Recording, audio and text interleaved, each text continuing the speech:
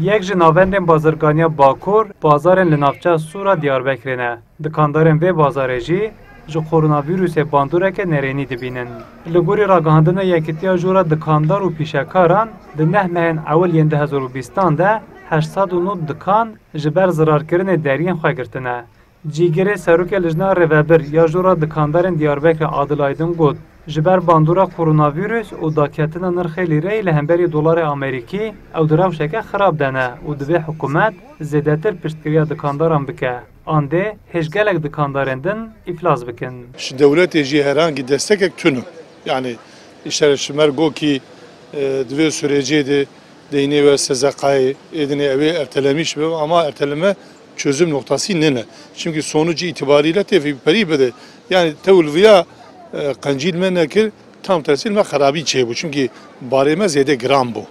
Halvira daxwaziya me ji dewletê divê sürecê en azından Bakur û SSK'yê wan 5-6 meha ji kîsê xwe bide. Yani devlet viya ji kîsê xwe qarşılamış bike. Hinek esnafê hilma wan bêber. Li navçeya Sûrê gelek dikanên piçûk hene. Lêbelê herî zêde jî danûstandin ji van dikanên piçûk tê kirin.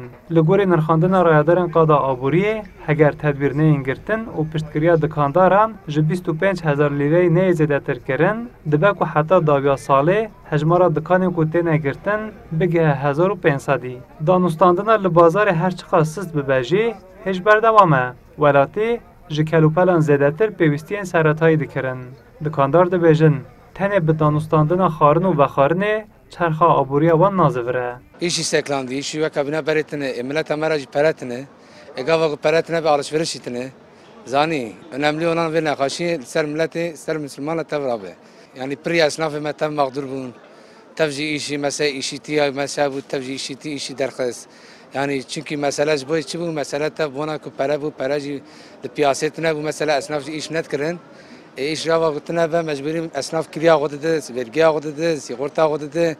Gava gotine mecburi şko bine, mecburi kapat ke. Yani piri esnaf tabi mağdur bun. Ömrümün var neze 35 saliyem, yani neze 6 salem leve derine.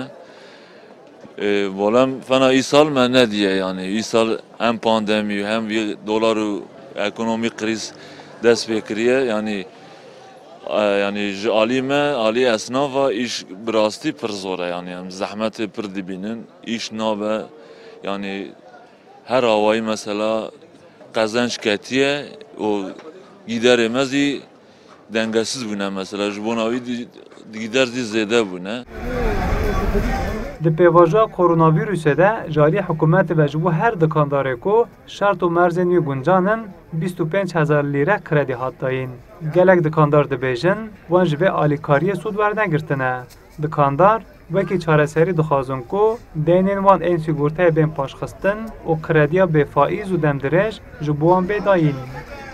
Hesen Kösen, Kurdistan 24, Diyarbekir.